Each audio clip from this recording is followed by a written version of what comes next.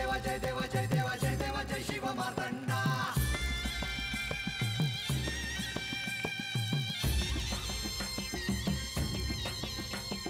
जय देवा जय देवा जय देवा जय देवा जय देवा जय शिव मार्तंडा. हरिवर्धन मल्हारी तुझी प्रचंडा. अगडतुम नगारा सोन्याची जेजुरी देव गेले जेजुरा निळा घोडा. अगडतुम नगारा सोन्याची जेजुरी देव गेले जेजुरा निळा घोडा. पाव में तोडा कमरी कर पटा मिहिर मस्तकी तुरा. खोबऱ्याचा कुटका भंडाऱ्याचा भडका बोल अहंकारा सदानंदाचा येळकोट. सदानंदाचा येळकोट. जय देवा जय देवा जय देवा जय देवा जय देवा जय शिव मार्तंडा. जय देवा जय देवा जय देवा जय देवा जय देवा जय शिव मार्तंडा. हरिवर्धन मल्हारी तुझी प्रचंडा. जय देवा जय देवा जय देवा जय देवा जय देवा जय शिव मार्तंडा. हरिवर्धन मल्हारी तुझी प्रचंडा.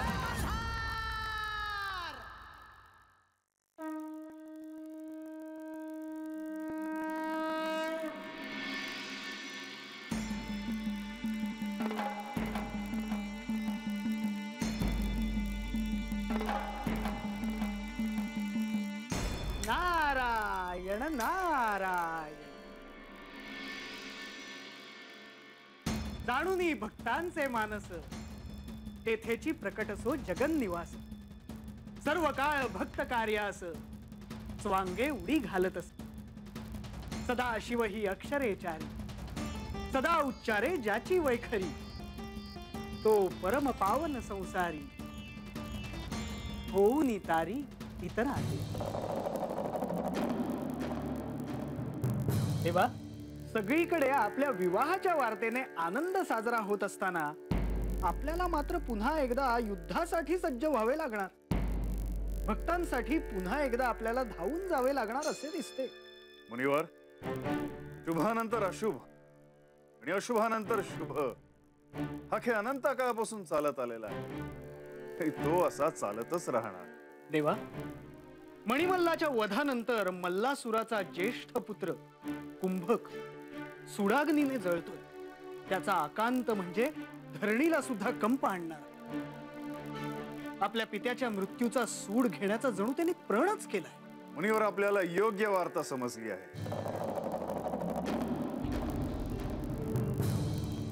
आपण दैत्य कुळात जन्माला आलो ही व्यथा कुंभकाला होतीच, परंतु त्या व्यथेचं रूपांतर अहंकारामध्ये कधी झाले त्याचे त्याला समजले नाही. दुर्दैवाची गोष्ट म्हणजे त्याला या अहंकारापासून जागृत करायला त्याच्या आसपासही कोणी नाही. असे कसे देवा? दैत्यांचे गुरु शुक्राचार्य हे देखील या वेळेला मौन का आहे? कुंभकाला समज देणे हे त्यांचे देखील आद्य कार्य नव्हे काय? शुक्राचार्य जे तत्व संपूर्ण दैत्यकुळाला समजावून सांगायचा प्रयत्न करत आलेत याच ताग्यात कोणत्याच दैत्याला उमजले नाही. तर मग आपण कुंभकाकडनं तशी अपेक्षा कशी ठेवणार? नारायण नारायण. पण मुनिवर, जर शुक्राचार्यांनी ठरवले तर ते कुंभकाला योग्य मार्गावर आणू शकतात. तसेच संपूर्ण दैत्यकुळाचाही उद्धार करू शकतात. ही सर्व आपलीच लीला आहे देवा. पण देवा, हे सर्व आत्ताच घडायला हवे का? आत्ता कुठे आपल्या विवाहाची बोलणी संपन्न होत आहे आणि आत्ताच त्यातच या कुंभकाची वार्ता कानावर यावी. देवा, या सगळ्याचा परिणाम आपल्या विवाह कार्यावर तर होणार नाही ना? कदापि. मुनिवर, आपण निश्चिंत असाल.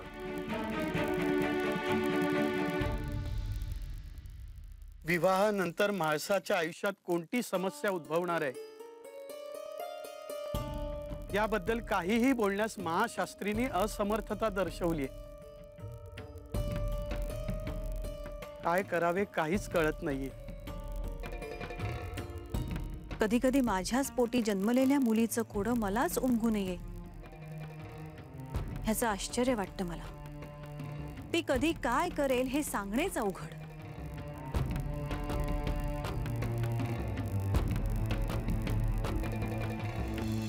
जेजुरीच्या वेशीवर जेव्हा तिने जेजुरीत पाऊल ठेवणार नाही अशी अट घातली तेव्हा अक्षरशः माझ्या पायाखालची जमीनच सरकली.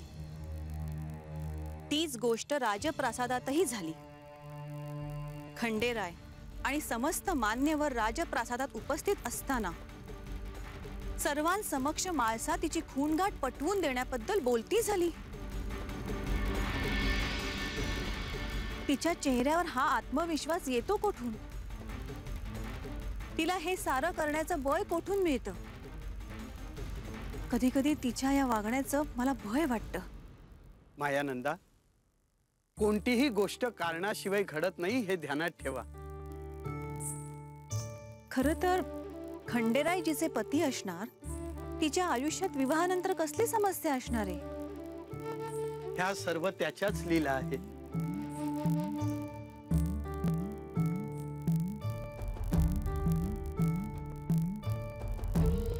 जे अटळ आहे ते घडणारच आहे. आपण केवळ कणखर मनानं त्याला सामोरं जायला हवं.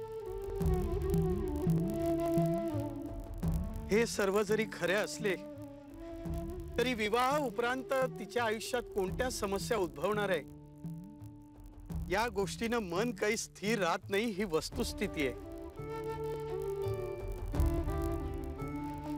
मला असे वाटते की तुर्तास तरी या सर्व बाबी बाजूला सारून म्हाळसा आणि खंडेराय यांच्या विवाह कार्यावर आपल्याला लक्ष केंद्रित करायला हवं.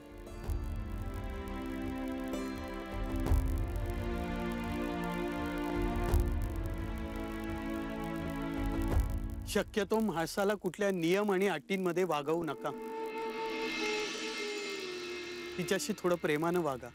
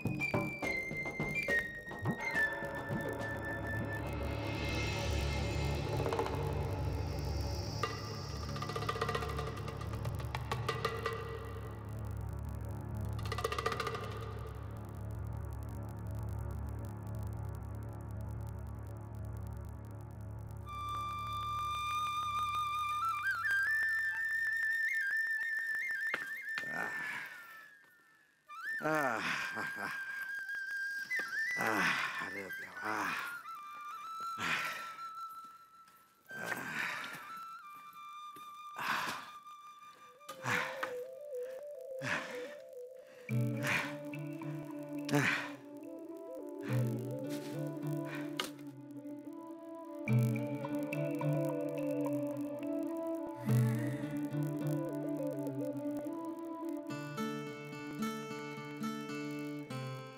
आजा, बानू बघ कशी झोपलिया.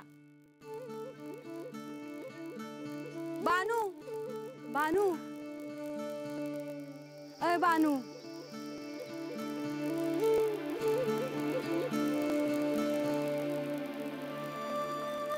ए म्हणजे राहू दे. डोळा लागलाय तिचा. दमली असेल बिचारी. आजा, एक बोलायचं होतं. तू म्हणलास ना व की बानू संगा जरा बोलून घे. आजकाल जेव्हा बघावं तेव्हा नुसतं पूजा, महाराज आणि व्रत हेच चालू असते. नाही, मी बोलले तिच्याशी, पर तिला बी तुझी काळजी वाटते राजा. आज पतूर कधी तुला विचारल्याशिवाय पाड्यापार गेली हाय का ती? का वंगा वागली? हा, ते मला बी ठाव आहे म्हणजे. तर तिची काळजी वाटते मला. वाड्यावरचे लोक तिला देव माणूस करायला लागले. काय वाटतं त्यांच्या मनात काय हाय एका समजत नाही भाई मला. आणि आता ती महाराजांचं व्रत ते बी करायचं म्हणती. अरे पण ए म्हणजे ही फार साधी गोष्ट नाही हा. माणसाच्या मनाचा थांग काही लागत नाही हा. ती बानू चार चौघांचं ऐकून ते महाराजांचं व्रत करून स्वतःला देव म्हणून समजायला लागली म्हणजे हा? आता मग मी काय करू सांग की. तू पण ना आजा. अरे तुझी गोष्ट आणि तू पर कुठं घेऊन पोचलास. आपण ओळखीत नाही बाय बानूला. असं चार चौघांचं ऐकून काय बी करल वय ती. आणि तुला विचारल्याशिवाय तर काय बी करणार नाही. तू पण उगाच नसते विचार नका करूस. आणि ती तिचं काम सांभाळून करते ना व हे समज. मग झालं तर हे बघ माझं एकच म्हणणं आहे. तू उगाच तिला ते महाराज पूजा व्रत यावरनं बोलत जाऊ नगस. हा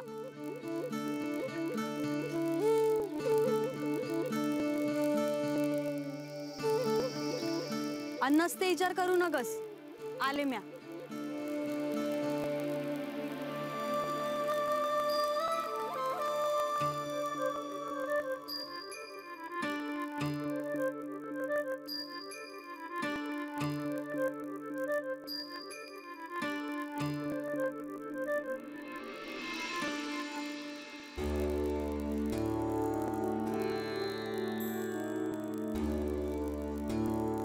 इतकं प्रेम करतेस महादेवांवर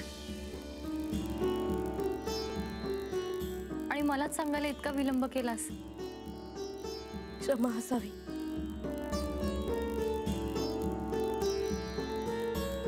तुझ्यामुळे मात्र आज एक गोष्ट मला समजली. महादेवांवर इतकं उत्कट प्रेम करणारं अजूनही कुणीतरी आहे. अन्यथा मला असं वाटत होतं की माझ्या इतकं प्रेम कोणी दुसरं करूच शकत नाही.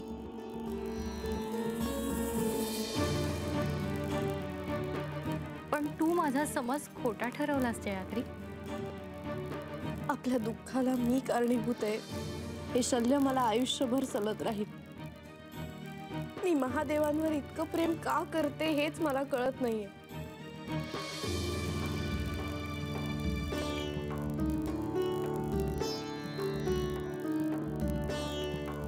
महादेव आता तुझ्यापासून फार दूर नाहीत.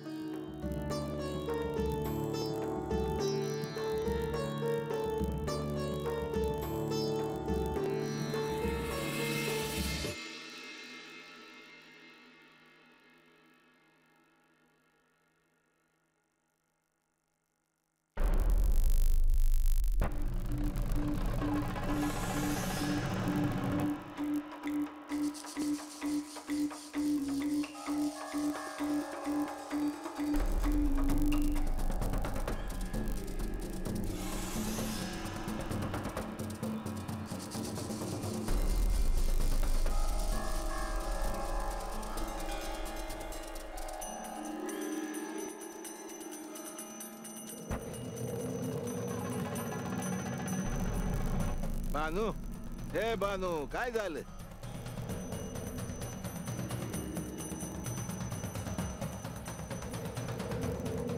हे बानू अरे काय झालं. काय नाही. आता निघायला हवं हा. वाटत परत थांबायचंय भाकर खायला आणि दिस मावळायच्या आधी परत पाड्यावर पोहोचायचंय हा. आजा पुढं वाटत जाऊन थांबण्यापर्यंत हितच खाऊ की मग जाऊ पुढं. असं म्हणतीस. बर विचार तिला. बानू ए बानू अगं चालेल का. हात खायचं का पुढे जाऊन खायचं. हातच खाऊ की. परत कसाला थांबाया हवं. बर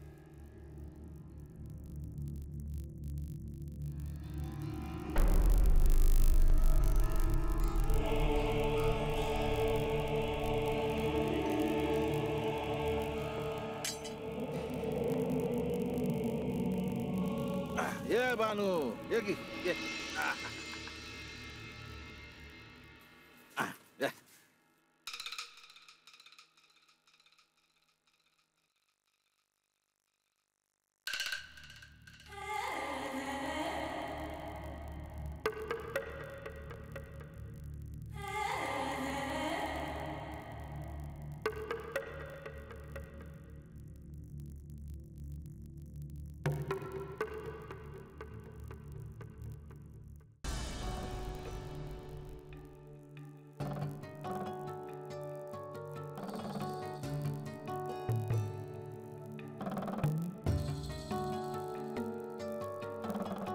म्हाळसा, चला आता, पुरे झाले.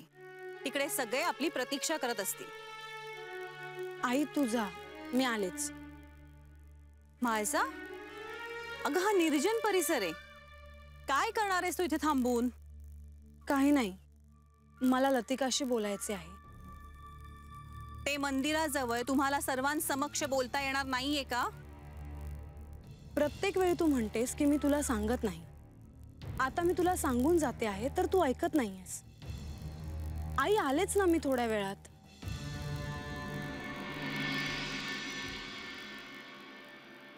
लतिका, तू हिच्या सोबत राहा. वेळी अवेळी शोधाशोध करायला लावू नका आणि जे काही बोलायचे आहे ते लवकर आटपा.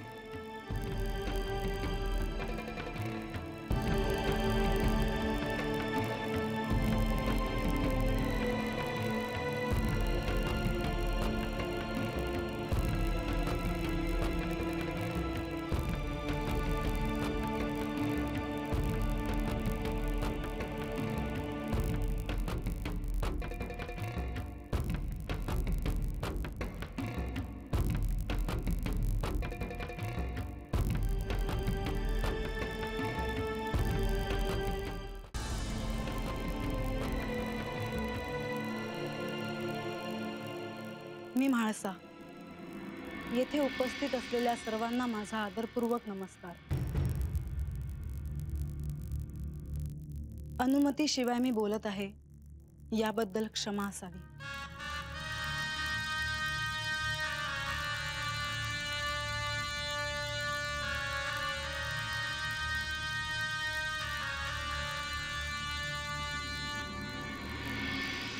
काय ग, काय बोलायचंय आमच्या म्हाळसाला? जेजुरीत प्रवेश करण्याआधी मी एक अट घातली. राजवाड्यात खंडरायांसमक्ष साऱ्यांसमक्ष मी खूनगाठीची साक्ष मागितली. हे सगळं आठवताना मला असं वाटतं की माझं काही चुकलं होतं का? चूक आणि बरोबर असं ते नाही म्हणता येणार, पण एक गोष्ट मात्र नक्की, हा, माझ्या पायाखालची जमीन सरकली होती. हे एवढं सगळं करण्यासाठी तुझ्यात बळ येतं कुठून? तुला लक्षात कसं येत नाही मला काय म्हणायचंय ते? हे सगळं घडल्याबद्दल मला खंडेरायांना क्षमा असावी असे म्हणायला हवे होते. एवढं सारं होऊन सुद्धा त्यांनी तुला त्यांची भार्या, पत्नी होण्याचा मान दिला. त्या अर्थी क्षमा मागण्याची वेळ निघून गेलीये असं मला वाटतं. आणि मला असा प्रश्न पडतोय की जरी आता तुला त्यांच्याशी बोलायचं झालं तरी आता ते कसं शक्य आहे?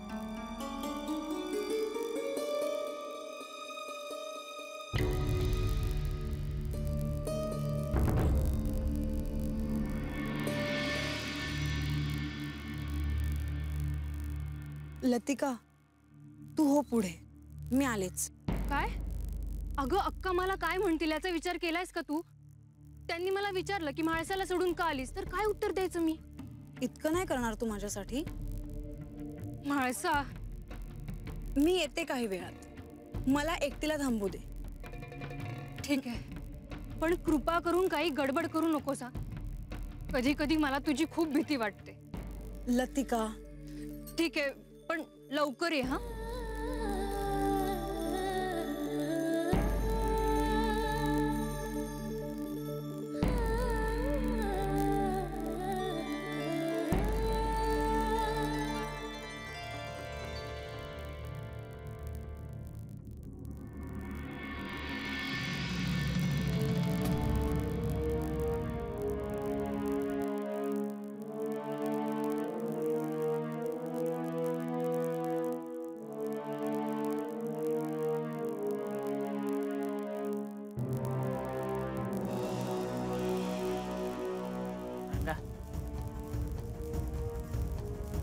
गड्या हितच धरूया जाजा.